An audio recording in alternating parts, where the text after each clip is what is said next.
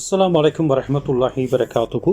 Kuwait Tamil மக்கள் சேவை மையத்திலிருந்து நான் உங்கள் அன்பு தோழன் அப்துல் ரஷீத். இன்றைய முக்கிய செய்திகள் உங்களுக்காக காத்து கொண்டிருக்கிறது. அனைவரும் சப்ஸ்கிரைப் பண்ணுங்கள், லைக் பண்ணுங்கள், ஷேர் பண்ணுங்கள். நாங்கள் சொல்லக்கூடிய செய்திகள் உண்மையை உறக்கச் சொல்ல காத்து கொண்டிருக்கிறோம்.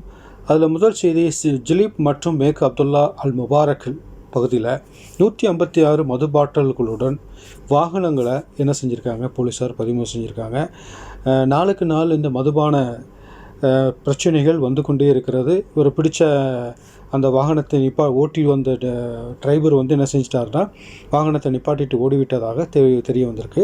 அப்புறம் இந்த வாரம் நடந்த பிரசாரத்தில் வந்து பார்த்திங்கன்னா, போக்குவரத்து மீறல்கள் வந்து 3239 பதிவாயிருக்கு. மேட்டும் 2 வாகனங்களை பறிமுதல் செஞ்சுருக்காங்க. அது மட்டும் இல்லாமல் 36 பேர் வந்து காவல் நிலையத்துக்கு அனுப்பப்பட்டிருக்கு. 115 குடியிருப்பு மற்றும் தொழிலாளர்கள் சட்டங்களை மீறுபவர்களை மற்றும் உரிமம் இல்லாமல் வாகனம் ஓட்டியதாக 2 சிறுவர்களையும் கைது செஞ்சுருக்கிறாங்க. ஸோ வாகன ஓட்டியாக இருக்கக்கூடிய நீங்கள் உங்களுடைய ஆவணங்கள் சரியாக இருக்கிறதா என்பதை பார்த்துவிட்டு செல்லுமாறு அன்போடு கேட்டுக்கொள்கிறோம். அடுத்து தொடர்ந்து நீங்கள் பார்க்கக்கூடிய ஒரு விஷயம் என்ன அப்படின்னு சொல்லி பார்த்தீங்கன்னா, மக்காவில் வந்து ஒரு கடிகாரம் பார்த்துருப்பீங்க.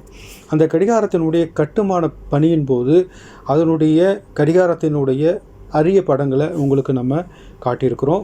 ஸோ இதில் ஒவ்வொன்றையும் நம்ம நேராக நின்று பார்க்க முடியாத காரணத்தினால ஒரு சில காட்சிகளை உங்களுடைய கண்களுக்கு முன்பாக இதை காட்டுவதில் மிக்க மகிழ்ச்சி. மேலும் என்ன பார்த்தீங்க அப்படின்னு சொன்னால், இந்த வாரத்தில் மட்டும் குவைத்தில் 32,000 பேருக்கு மேலே போக்குவரத்து விதிமீறல்கள் வந்து பதிவாயிருக்குது.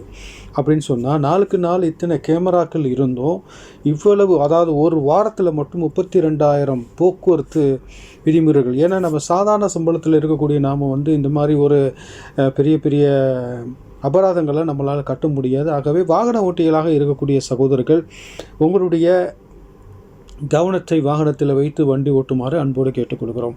அடுத்த செய்தி பார்த்தீங்க அப்படின்னு சொல்லி பார்த்தீங்கன்னா, நாளுக்கு நாள் இந்த உலகத்தில் நடந்து கொண்டிருக்கக்கூடிய ஒவ்வொரு பிரச்சனைகள் பாகிஸ்தானில் பார்த்தோம். அடுத்தது இன்றைக்கி பார்த்தீங்க அப்படின்னு சொல்லி பார்த்தீங்கன்னா, ஜம்மு காஷ்மீரில் வந்து பார்த்திங்கன்னா ஒரு பெரிய பெருவெள்ளம் ஏற்பட்டுச்சு. இந்த வெள்ளத்தில் வந்து 60 பேர் வந்து என்ன செஞ்சுருக்காங்கன்னா காயமாயிரு இறந்துருக்கிறாங்க.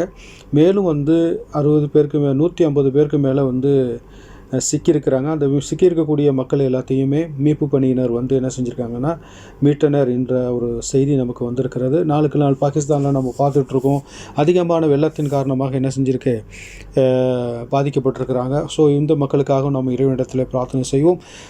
அன்பான சகோதரர்களை, நாங்கள் சொன்ன செய்திகள் எல்லாம் உங்களுக்கு பிடித்திருக்கும் என்று நாங்கள் நம்புகின்றோம். மீண்டும் நாளை பொழுதில் நட்சத்திரோடு உங்களை தொடர்பு கொள்ளும் வரை உங்களிடம் விடைபெறுவது நான் உங்கள் அன்பு தோழன் அப்துல் ரஷீத். அஸ்ஸலாமு அலைக்கும் வரஹ்மத்துல்லாஹி வரகாத்துஹு. நாங்கள் சொன்ன செய்திகள் எல்லாத்தையும் மக்களுக்கு பரவு செய்யுங்க, சப்போர்ட் பண்ணுங்கள், சப்ஸ்கிரைப் செய்யுங்க. நன்றி சகோதரர்களே.